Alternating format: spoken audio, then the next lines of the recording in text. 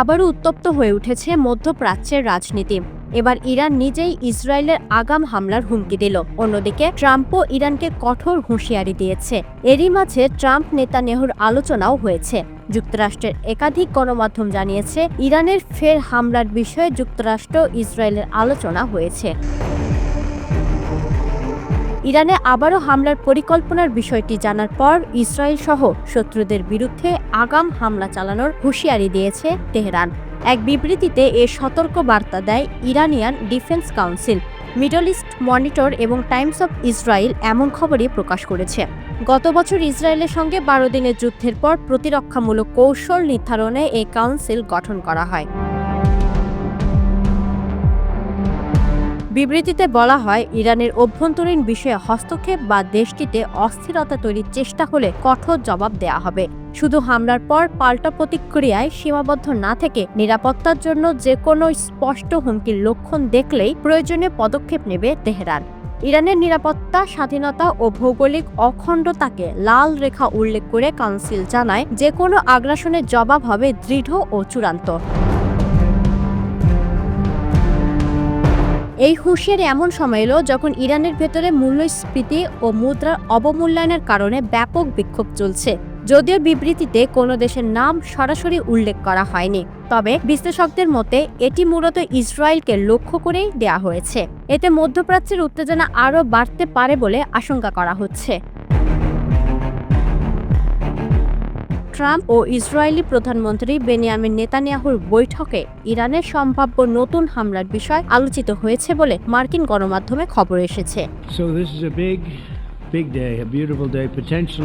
এ প্রসঙ্গে ইরানের সেনাপ্রধান মেজর জেনারেল আমির হাতামি আবারও সতর্ক করে বলেছেন, কোনো আগ্রাসন হলে আক্রমণকারীদের হাত কেটে দেয়া হবে। এদিকে জীবনযাত্রার ব্যয় বৃদ্ধি পাওয়া এবং মূল্যস্ফীতি ভয়াবহ আকার ধারণ করায় বিক্ষোভে নেমেছে হাজার হাজার ইরানি। আর একে যেন মোক্ষম চাল হিসেবে দেখছে যুক্তরাষ্ট্র ও ইসরায়েল। গত বছরের জুনে ইরানের সঙ্গে যুদ্ধে জড়ায় ইসরায়েল। এক পর্যায়ে ইরানের প্রতিরোধের মুখে টিকতে না পেরে ট্রাম্পের সহযোগিতা চায় নেতানিয়াহু। পরে এ যুদ্ধে ইসরায়েলকে সহায়তার জন্য তেহরানে হামলা চালায় ট্রাম্প। এরপর থেকে ইরান তাদের সামরিক ক্ষমতা আরও বহুগুণ বৃদ্ধি করেছে। ফলে শত্রুপক্ষ ইরানকে চাপে রাখতে মরিয়া হয়ে উঠেছে।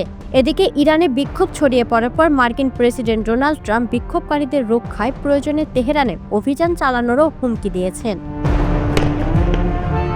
ট্রাম্পের সুরে কথা বলেছেন ইসরায়েলি প্রধানমন্ত্রী বেনিয়ামিন নেতানিয়াহু। আর এই ঘটনায় এবার ট্রাম্প ও নেতানিয়াহুকে কঠোর হুঁশিয়ারি দিয়েছে ইরানের সেনাপ্রধান জেনারেল আমির হাতামি। তিনি বলেন, ইরানি জাতির বিরুদ্ধে বিদ্বেষমূলক বক্তব্যকে ইসলামী প্রজাতন্ত্র হুমকি হিসেবে বিবেচনা করে এবং এ ধরনের বক্তব্য সহ্য করা হবে না। এর কঠোর জবাব দেওয়া হবে। সম্প্রতি তেহরানে তীব্র বিক্ষোভ ছড়িয়ে পড়ে।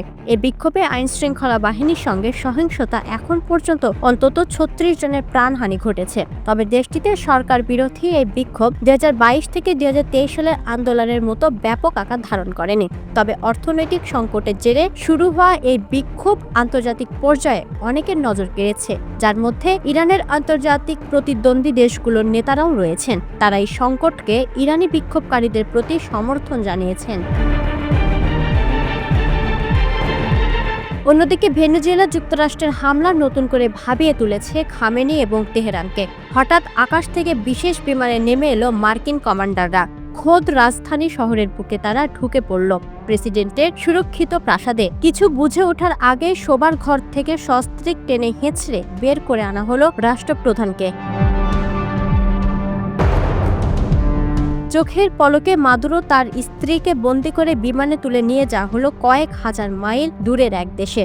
কারাকাসের সেই নাটকীয় দৃশ্য এখন ঘুম কেড়ে নিয়েছে মধ্যপ্রাচ্যের অন্যতম পরাশক্তি ইরানের শাসকদের। ভেনেজুয়েলার প্রেসিডেন্ট নিকোলাস মাদুরোকে মার্কিন বাহিনীর এভাবে ধরে নিয়ে যাওয়ার ঘটনা ইরানের জন্য কেবল এক দুঃস্বপ্ন নয়, বরং এক অশনি সংকেত। দ্রব্যমূল্যের ঊর্ধ্বগতি আর মুদ্রাস্ফীতির প্রতিবাদে দেশটির ৮৮টি শহরে ছড়িয়ে পড়েছে স্মরণকালের ভয়াবহ গণবিক্ষোভ। বাসিস বাহিনীর কঠোর দমনে রাজপথে ইতিমধ্যে রক্ত ঝরছে। নিহতের সংখ্যা ছাড়িয়েছে ২৯, গ্রেপ্তার হয়েছে সহস্রাধিক। মার্কিন প্রেসিডেন্ট ডোনাল্ড ট্রাম্পের হুঁশিয়ারি পরিস্থিতিকে আরও ঘোলাটে করেছে। তিনি সাফ জানিয়েছেন, বিক্ষোভকারীদের উপর দমন পীড়ন চললে ইরানকে ভয়াবহ আঘাত করা হবে।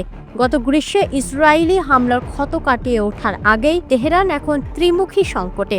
তবে সর্বোচ্চ নেতা আয়াতুল্লাহ খামেনি নতি স্বীকার করতে নারাজ। তিনি এই বিক্ষোভকে বিদেশি ষড়যন্ত্র আখ্যা দিয়ে দমনের ডাক দিয়েছেন।